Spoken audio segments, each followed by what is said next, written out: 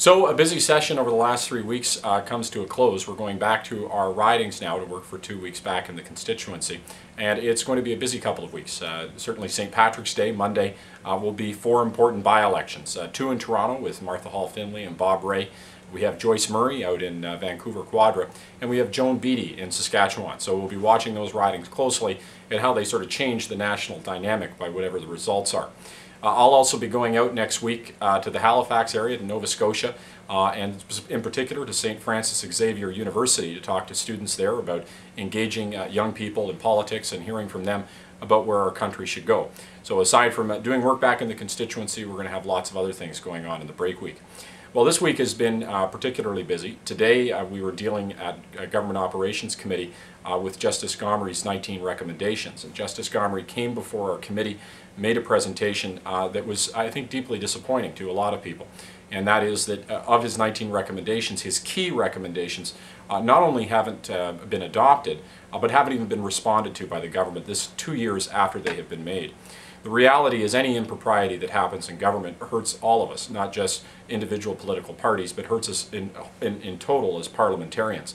And we would have an expectation that these recommendations that came out of a very difficult process would be adopted. I think they're extremely important to accountability, and they deal with things like making sure you have an independent public appointments commissioner, or dealing with the concerns raised by the information commissioner around access to information and citizens being able to know what's happening with their government.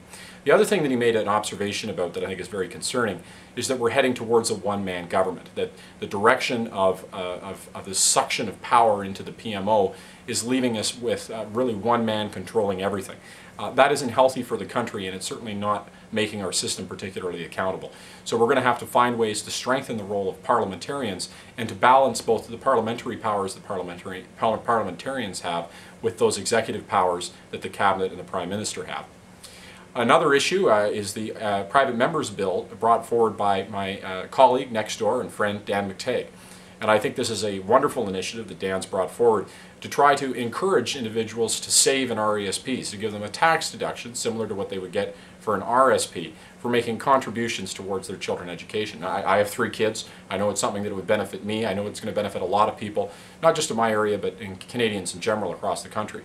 And while we have to do a lot on education, this certainly isn't the only solution. I think it's a piece of the puzzle, and encouraging Canadians to save for their children's education just makes a lot of good sense. So that's it for now. I'll look forward to talking more when I'm back in the constituency.